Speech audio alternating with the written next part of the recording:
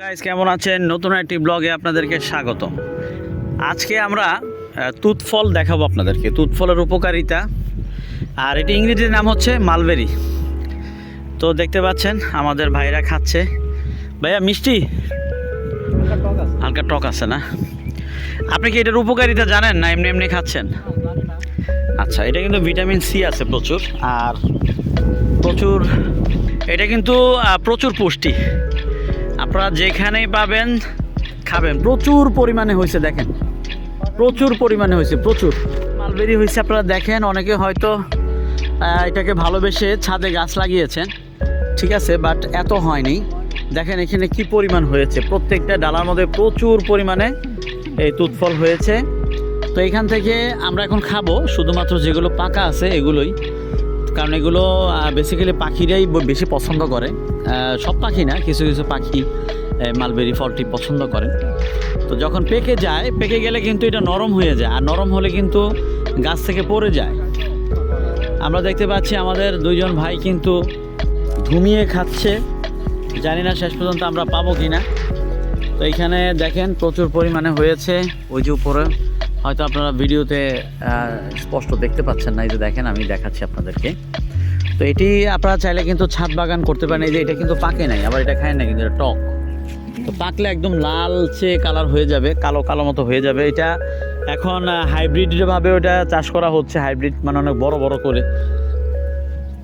অনেকে হয়তো বিভিন্ন ব্লগে দেখেছেন বিভিন্ন আইটেম তৈরি করে, আইসক্রিম টাইসক্রিম এগুলো, এবং বাইরের কান্ট্রিতে তো এগুলো অনেক বেশি অ্যাভেলেবেল। তো পাকাগুলো সম্ভবত পাখি খেয়ে নিয়েছে, এখন আমরা ওরকম পাকা দেখতেছি না। হ্যাঁ, এটা পাকা না, এটা টক, এটা টক টক হবে। তো টক যারা বেশি টক পছন্দ করেন বেসিক্যালি তারা এটা খেতে পারেন, যাদের টক পছন্দ। হ্যাঁ, এই যে আমাদের মেহেদি ভাই খাচ্ছে। মেহেদি ভাই কেমন লাগতেছে ভাই? আচ্ছা আচ্ছা, পাকাটা নাই, এই হলো দুঃখজনক ব্যাপার। পাকাটা সম্ভবত পাখি খেয়ে নিয়েছে।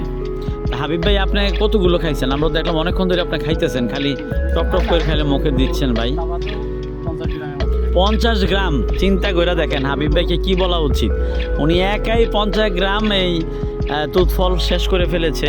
এই জন্যই আমরা এসে কিন্তু পাকাগুলো দেখছি না। তো এটা আমরা প্রতিদিনই আসি এখানে, খাওয়ার চেষ্টা করি মাঝে মধ্যে। এখানে আসলে ভালোই লাগে। আর যে উপরে অনেকগুলো আছে সেগুলো তো পারা সম্ভব না, উপরে উঠে। নিচে যেগুলো আছে সেগুলো আমরা খাচ্ছি। তা আপনারা কিন্তু এটা খাবেন। এটা একটা সিজনালি ফল, বিশেষ করে বৃষ্টির সিজনে এটা বেশি হয়, আর এটা ভালোই লাগে, খারাপ না। আপনারা খাবেন। এটা চাইলে বিভিন্ন রেসিপি তৈরি করতে পারেন, আচারও বানাতে পারেন। কি বলেন? আমলখির মতো আচার বানাতে পারেন। পরে এটা মধু দিয়ে, এই দেখেন মেহেদি ভাই কি সুন্দর অনেকগুলোই পেরেছে, একদম পাকা পাকা। থ্যাংক ইউ ভাই। তো আপনাদেরকে দিতে পারতেছি না, আমরা দুঃখিত। আমরা নিজেরাই খাচ্ছি। যদি আপনারা থাকতেন লাইভে সরাসরি আসতেন তাহলে তো খাওয়াতে পারতাম। তো এটি অ্যাভেলেবেল বাজারে পাবেন না।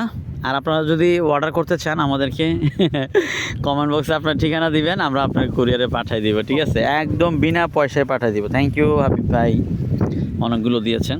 প্রচুর সুন্দর বাতাস, রৌদ্রোজ্জ্বল পরিবেশ, ভালোই লাগছে। তো আর খাবেন নাকি মোটামুটি শেষ? আচ্ছা ঠিক আছে।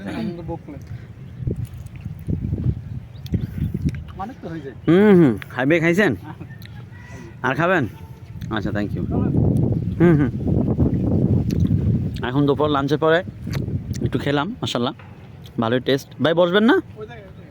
হ্যাঁ হ্যাঁ, ওকে, লেটস গো।